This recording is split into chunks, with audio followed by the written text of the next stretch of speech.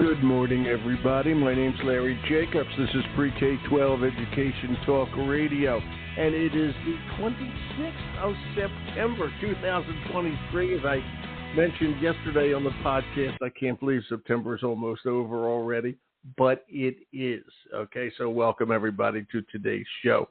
We have a wonderful guest today. We're going to talk about reading and the science of reading and helping kids read and helping teachers to help kids read. We've got Laura Stewart, Laura Stewart, who is the Chief Academic Officer of 95% Group. And they're a good organization, and we're going to find out what the name means, how they work, what they're looking for, et cetera, et cetera. So it's going to be a nice show. And reading is so much in the education news these days. Okay, we all know what's going on, science of reading, Lucy Calkins, tell us, whatever the thing was, tell a story, whatever it was. So it's going to be an interesting show, and I'm looking forward to having Ms. Laura Stewart on the show with us today. I'm Larry Jacobs. We're going to archive the show over at ace-ed.org. That's our home website for our American Consortium for Equity in Education, ace-ed.org. We'll archive the show over there like we do with every podcast. Our magazine is over there, which is an online journal called Equity and Access Pre-K-12, and our Equity Awards information is over there, and that's a chance for all you educators out there in pre-K-12 to honor yourselves, your colleagues, your school, etc., with our Excellence in Equity Awards. The industry side of that just closed, and now we're moving on to the educator side. So it's going to be really, really interesting. Check it all out over at ace-ed.org. And by the way, everything we do over there is free. Everything we do, let me say it again, is free. So please go over, check out ace-ed.org. And without further ado, good morning, Laura Stewart. I'm Larry. How are you, Laura? Well, good morning, Larry. Thank you for the warm welcome. I'm excited to be here, and thank you for all the work that you're doing. It's really important work. Well, thank you very much for saying that. I appreciate it. You, too. You got an incredible background here. I know you're with the Reading. I got the notes here. The Reading League, Highlights Education Group, Roland Reading Foundation. Now you work with 95% Group, and I know they only hire people named Laura because I know Laura Sullivan over there very well. So you're another Laura. Right? Yeah, we have a lot of Lauras here for some reason. I know. Mm-hmm. Yeah, I know. Yeah. Well, if you're Irish, it's Tora Laura. What can I tell you? It's Tora Laura. That kind of thing. It's great to have you here. It's nice to meet you, really. Congratulations. Thank you. How long have you been with 95%? I've been with 95% Group about 18 months. Wow. Yeah, and we are really rapidly growing. We're growing, internally, but also we're growing in our impact. It's a really, really exciting place to be. Yeah, it really is, and it's a good company. We're going to talk about that in detail. And actually, let's just start. Why don't you just tell everybody? I gave a brief cursory overview of the company. Laura, your Chief Academic Officer, tell everybody what the company is, and you can say why it's called 95% Group. But also, will be interesting to our audience of educators. What does the Chief Academic Officer do?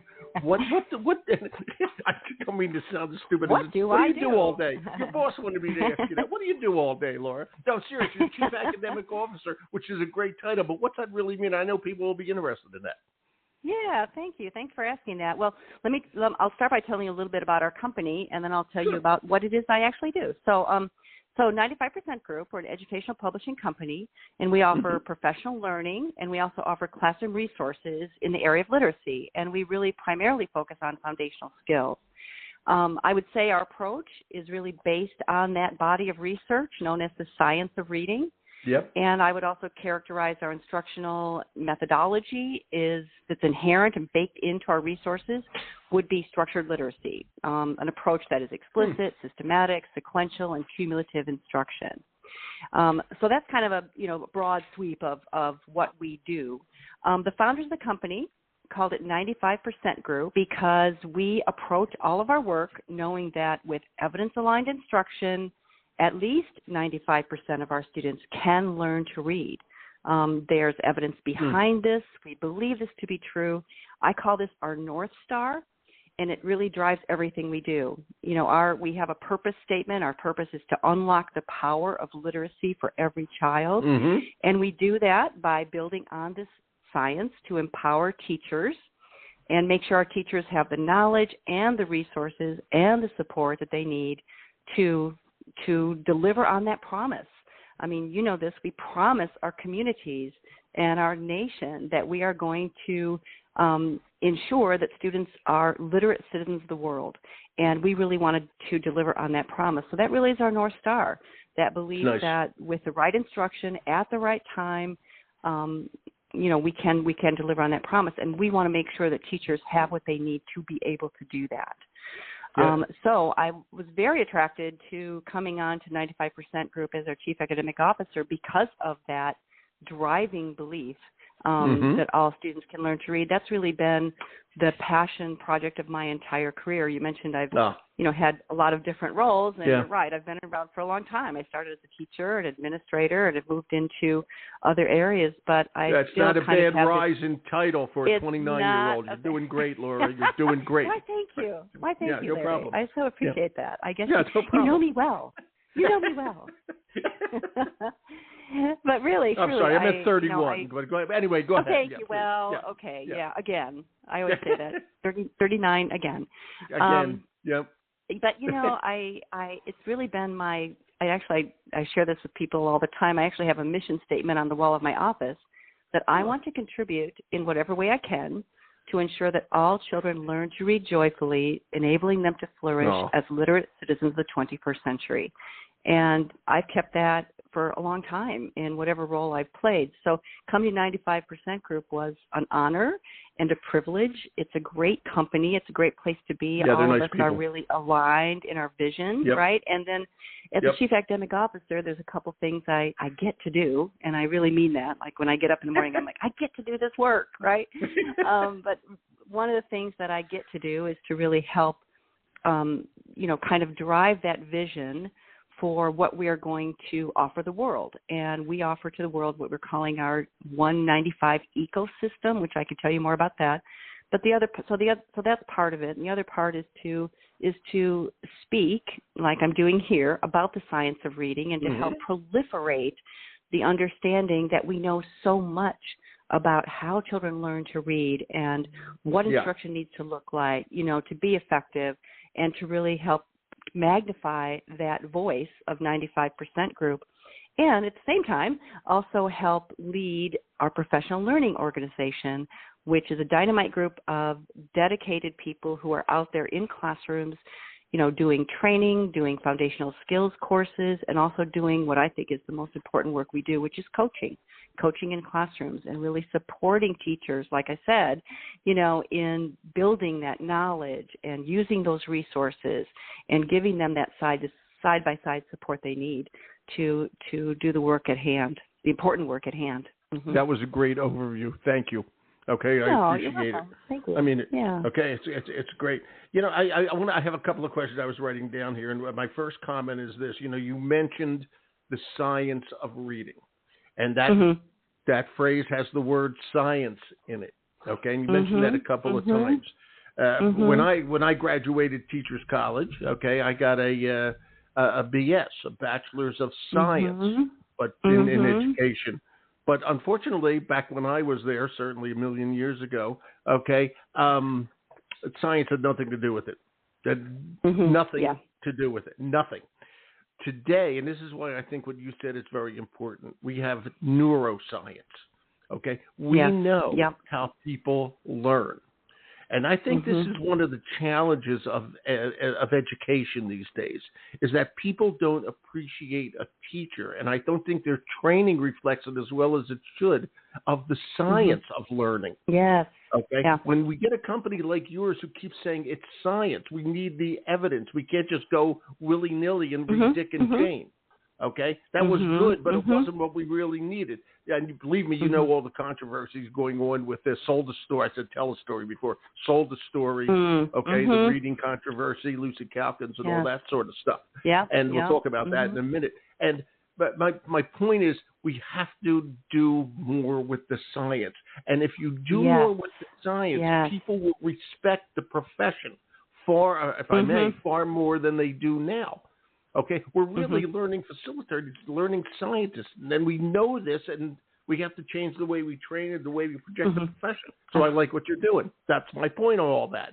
You project them with science and evidence and data, and that's the way you teach. And I also like what you said. I have to say this. you didn't say you're going to help kids read. You said you're going to empower teachers to help them read.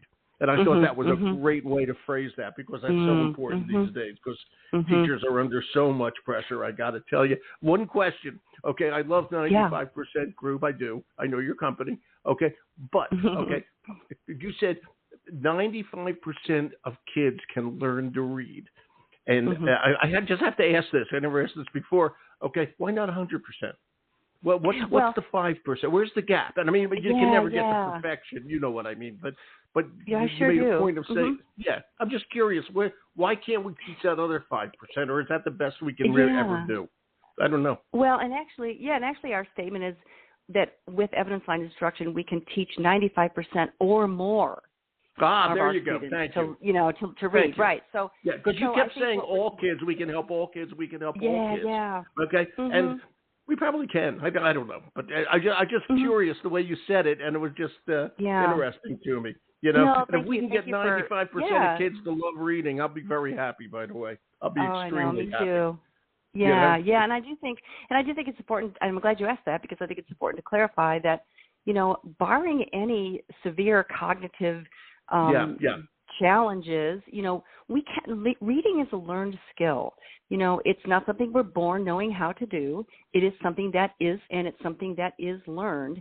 And what gives me the greatest hope at this point in my career is the fact that we are attending, as you said, to the science. And I'm guessing Larry, I'm guessing you're 39 like I am.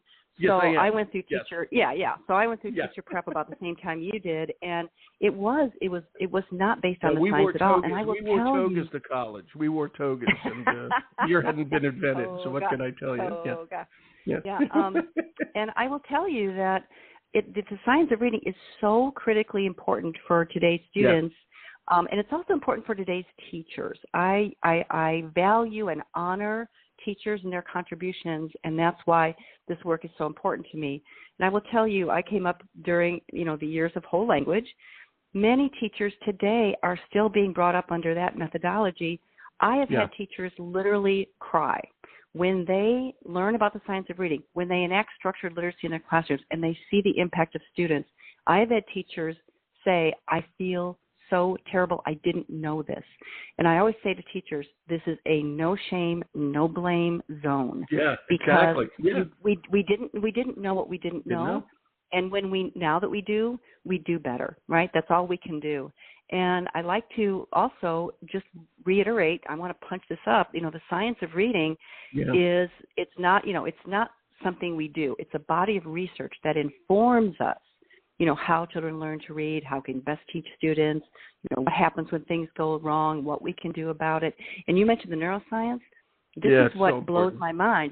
This body of evidence has been around for 5 decades, Larry, and it's informed by multiple fields of study: neuroscience, cognitive science, communication science, developmental psychology, special ed, implementation science. So it isn't a philosophy, it's not a political agenda, but it's also not static. It's not static and it's not unchanging. We need to follow the science. There is no distinct and etched in granite body of science. It's always evolving. We're always learning, and we're always growing into it. And I think that's really important. And we at 95% Group have made a commitment to following the science and, making changes if we need to our programs and materials and resources in order to provide teachers with the best possible resources and knowledge.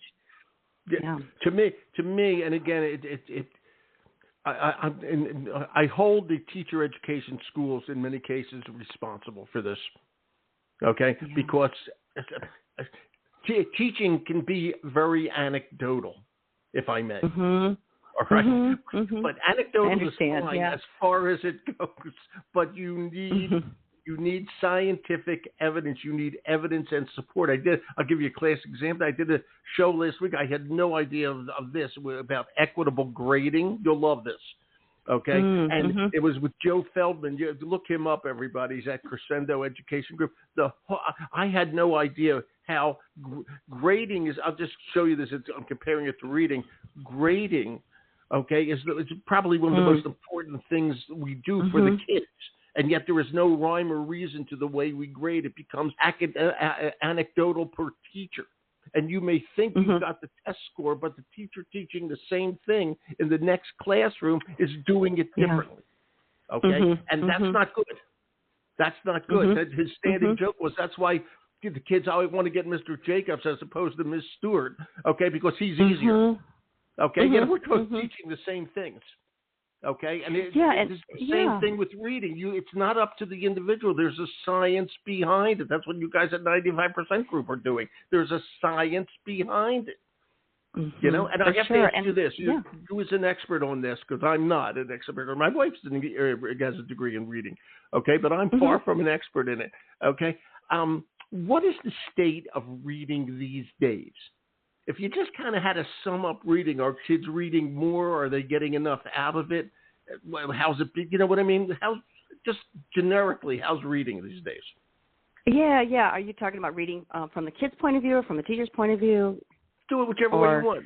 Do whichever way you want. So, what's going on with reading these days? Yeah. Which is a big question, but you can do it. Yeah, sure. So one of a woman I consider a friend and a colleague, and I know everybody probably listening knows her, Dr. Marianne Wolf.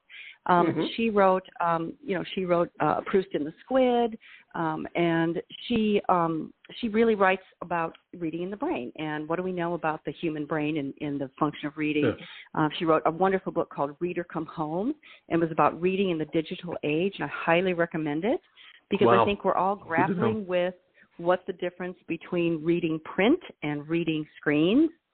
And she basically, supports this idea that, listen, when we read with screens, we tend to do more shallow reading. And I think that's definitely true. We've got multiple inputs, and it tends to be very shallow. And that's a fact of life. That's not going to go away. However, what we really also want to build with kids is those deep neural systems that come through print reading, that come through deep engagement. And those deep neural systems of reading allow us to, and I think this is one of the most important things, develop empathy for the other. Like, think about when you read a fiction selection or even a nonfiction selection, and it's about something or somewhere or someone outside of yourself.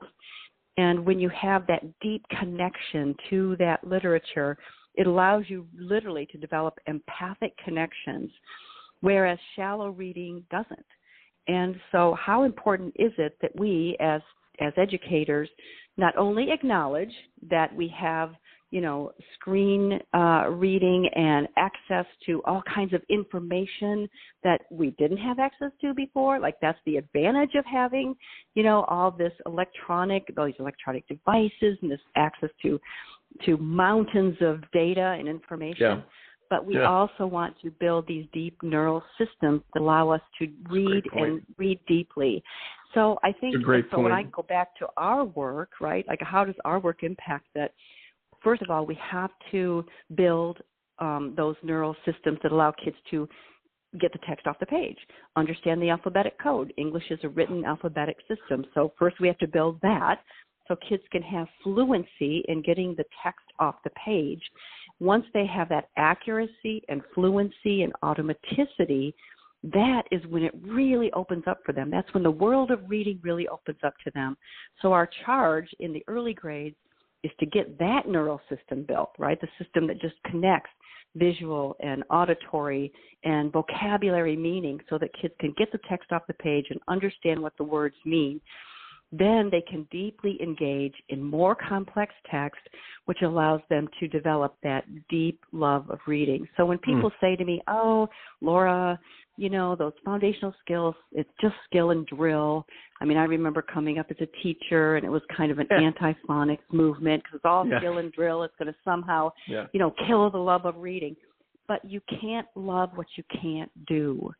And so we want to, and we know so much about how to build this neural system with our young students to allow them to get the text off the page with accuracy, fluency, and comprehension that then will allow them to grapple with more sophisticated and more complex text. So that, to me, is the runway. Like when I think about the foundational skills, to me, that's the runway to that deep reading that we want all of our kids to have. I always think about, I want students to lead a literate life and to enjoy the gifts of a literate life. I don't want students to just have reading as information gathering or reading as, a surface level endeavor. I want students to have those moments that I had and I still have when I deeply engage with text. It's by the way, it's the title of your next book, The Gifts of a Literate Life. That's a great title for a book. That's a great title for a book. I got to tell you. And, I have to say this, but I'm going to talk about other stuff, but I got to tell you, I sometimes think about this, and I don't think I ever thought about it when I was a kid, because you don't think about these things. But learning to read, okay, and somebody teaching you to read, okay, is an absolute miracle as far as I'm concerned. If you really, all they are they're symbols that could be different symbols, or like they are in a different alphabet, okay? It's a miracle. Yeah. Okay, there's symbols on the page, and somehow we're able to, this makes sense, this isn't scribble. And it's when you think about it deep down, like you're saying, neurally deep, okay, it's really it's an amazing thing, and it has to be done right. And you have to enjoy it, because that's our goal, is to have kids read, become literate, and all that sort of stuff. You don't have to just read tech manuals. You can actually read novels. Okay, it's that simple. And you mentioned this. I wanted to ask you this. I want you to talk about something you mentioned, the 195, again, 95% group. This is one, O-N-E, 195 ecosystem. What does that mean? What does that mean? Yeah. You guys are using that phrase. Since you did say it, I want to hear what it means. Yeah, please. Yeah, thanks for asking about that, because I'm really excited about our approach. So we have I would call it a suite of instructional resources, and we have carefully kind of curated that suite to have these characteristics. Number one, they're aligned across the tiers of instruction. So when we think about, tier 1 instruction is general core instruction, tier 2 is intervention, tier 3 is intensive intervention, and we want to provide resources and instructional protocols for teachers that are aligned across tiers of instruction and consistent across tiers of instruction. So that means that we use the same academic language, the same routines, the same procedures, so students and teachers can move seamlessly, within those tiers of instruction and across grades. And I always tell people, never underestimate the power of that alignment. When a student, an early reader, or especially when a struggling reader, hears magic E in her tier 1 instruction, and then it's called silent E in intervention, that student doesn't necessarily know it's the same thing. Yeah. So alignment of academic language and alignment of routines is really important. We don't have any time to waste, Larry. I mean, you know this, right? No. We have no time to waste with our students. So when we think about high-impact instructional routines, if those routines are replicable and scalable across tiers and grades, that allows our kids to really hit the ground running in instruction and focus on the content of what they're learning, not on the procedures of the routines that they're using.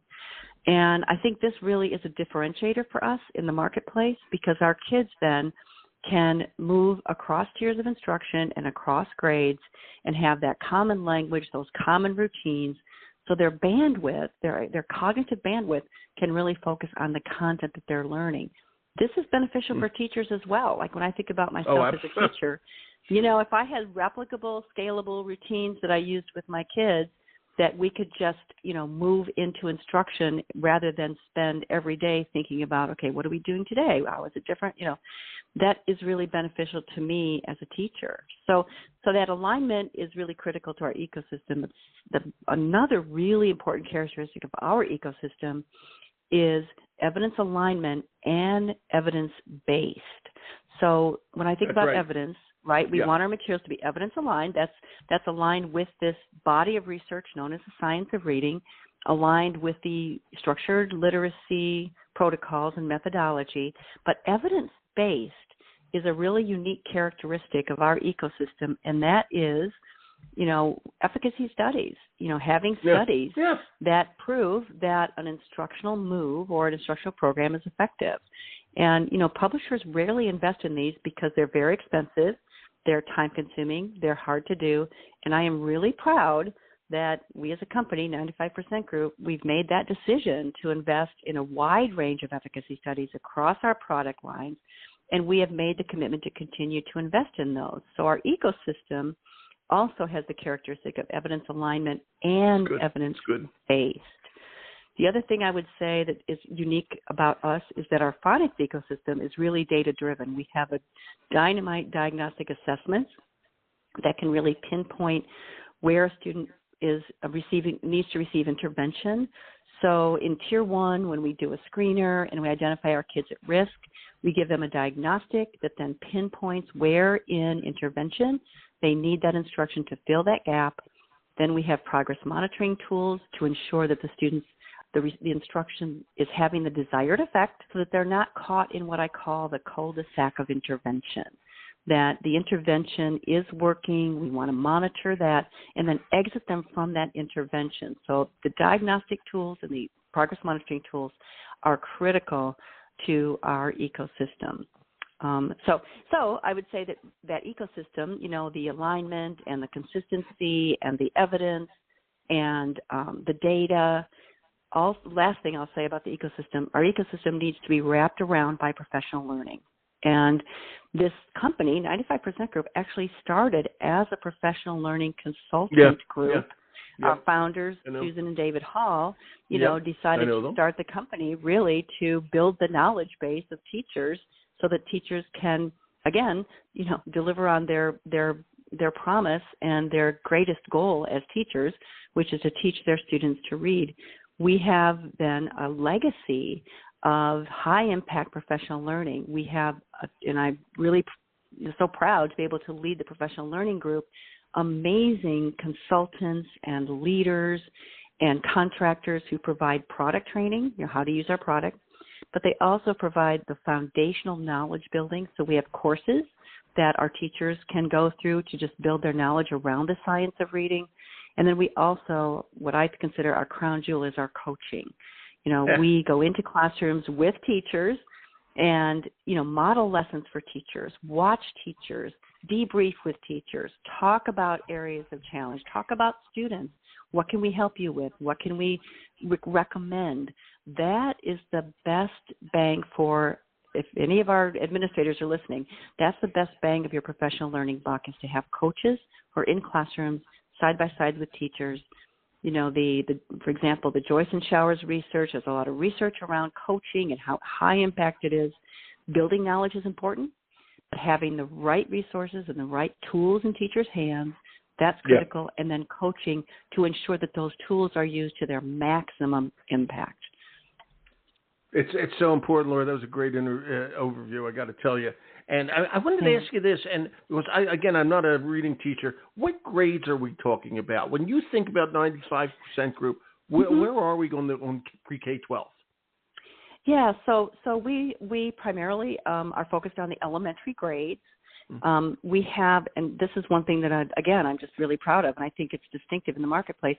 We have a phonics word study core program, Tier 1 program that goes all the way from K through 5.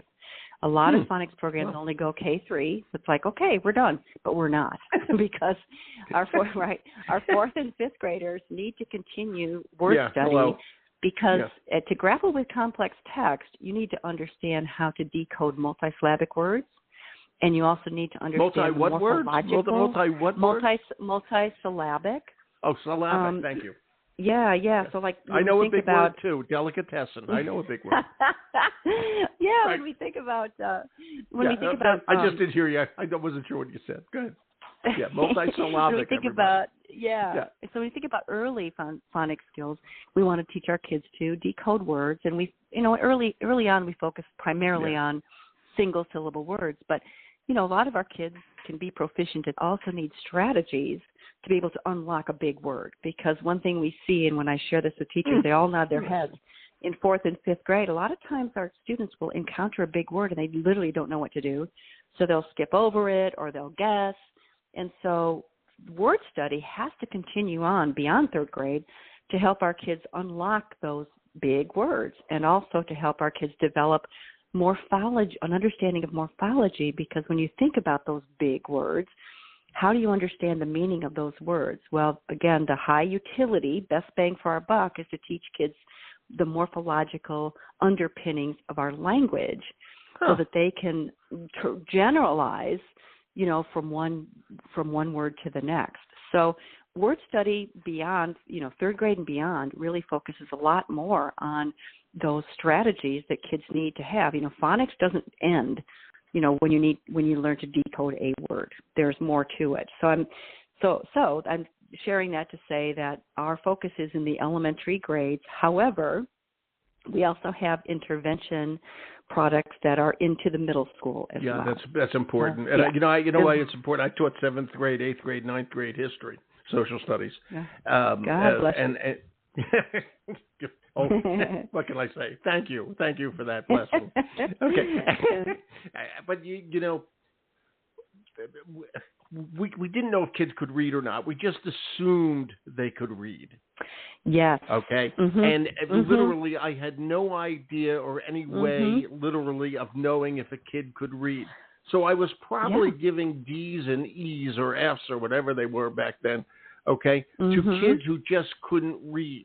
So how can they understand what we're talking about here? How can they even read a test? Okay. How can they write a test if you can't read? Okay. And I think it's very important that all teachers, certainly through middle school, understand this, okay? Because I use this story a lot, but I've heard of kids who graduated from a big urban district. They were top of their class, all A's and B's, and they got to community college, and they're reading at 4th grade level. Okay? And it's just not fair. On that note, as we wind down here, I want to ask, I'm going to throw my favorite word out, which is equity. Okay, all the work that you folks do. I mean, I'm going to throw that word out to you. Just talk about equity with kids and how this works across the whole spectrum of kids, be they male, female, racial, however you want to divide it, rural, urban, whatever. What's the equity factor? Yeah, so I do think it's important for us to really recognize that we want to provide equitable access to high-quality instruction for all students. And as we've talked about before, some of our teachers come to the profession not well prepared, and through no fault of their own, but not well prepared in the science of reading. So our purpose is to make sure that all teachers have access to that knowledge, and importantly, all teachers have access to tools and resources that allow them to actualize the science in their classrooms. Yeah, that's key resources. Yep. It's so key, and I can't, and that's, again, one of the reasons I was proud to come on to 95% Group, because, one of the things that I hear sometimes, an administrator might say, well, our teachers, we believe in teacher autonomy. But in fact, I think that can be disempowering to teachers, because what you're saying is, well, you just figure it out. You figure it out. Well, I think that doesn't provide students with an equitable experience. You mentioned, students who would rather be in, Mr. Cooper's class than Miss Stewart's class. Yeah. Well, I can't believe they would rather be in Cooper's than Stewart's. You're so good. I can't believe that. I don't even know Cooper. Yeah. Anyway. But I do think, and I think that's the importance of a really strong literacy leader, who recognizes that, hey, our teachers need the knowledge, they need the tools, and they need the support, because teachers come to us in all different, the spectrum of preparation, right? Yeah, of course. So to me, that equitable access to instruction begins with making sure our teachers are well prepared, no matter what school they're in, no matter what body of students they're teaching. And that takes bold leadership sometimes. It does. Right? It does. You can't bag out and say teacher autonomy. That's not the job. That's not the job of leadership. I mean, it's important to respect teachers. Don't misunderstand that. And they're good at what they do. Most of them are pretty damn good at what they do. Oh, yeah. Okay?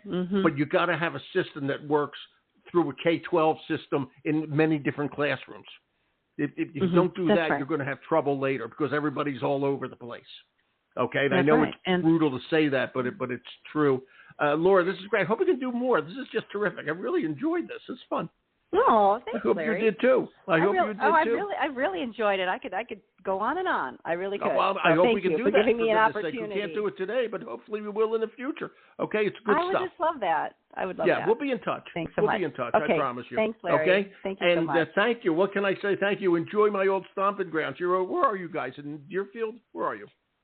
Actually, yeah, Lincolnshire. Lincolnshire. Couldn't think of it. Yeah, I yes. used to live in Deerfield. Yeah. Okay. All right. Yeah, we lived in same neck of the Deerfield woods. and McHenry. We lived in Deerfield and McHenry. Same neck of the woods. Yeah. There you go. Where do you live? If I may ask, where do you live? Sure. I live in a western suburb called Geneva. Oh, sure. Outside of Chicago. Yeah. Mm-hmm. Yeah, that used to be a million miles away. Now that was one of the inner suburbs. Like McHenry. Yeah, it's nuts. Right. It used to be like farm country out here, but now it's just part of the whole sprawl for sure. Yeah. Yeah. I'll give you the best piece of trivia. McHenry, Illinois, which you have heard of course. McHenry. Yes, I have. Yeah. Okay. McHenry is named for the same guy Fort McHenry is named for. Same guy. Washington's Secretary of Defense or Secretary of War. There you go. Did not know that. There you go. I learn something every That's why we're day. Here. The old history teacher comes that. through. Laura, thanks a million. That. I appreciate this. You're really good. It's good to have you on the show. Thanks. My pleasure. Thank you very much. Thank you. Bye-bye. I'll talk to you again soon. Bye. Bye-bye. Bye-bye. Laura Stewart, everybody, who's the Chief Academic Officer at the 95% Group, and Susan and David have done a great job of building that company up, and they do good work. I've only said the other way, I've only heard great things about what they do. Okay, so check it out, 95% Group. And the way you look that up, it's the number's 95, then spell out percentgroup.com. I got it linked here on the website. We'll archive over at ace-ed.org. Good show. Thanks for listening. Thank you, Laura. Oh, yeah, if you need me, it's Larry at ace-ed.org. Always happy to answer you and talk to you.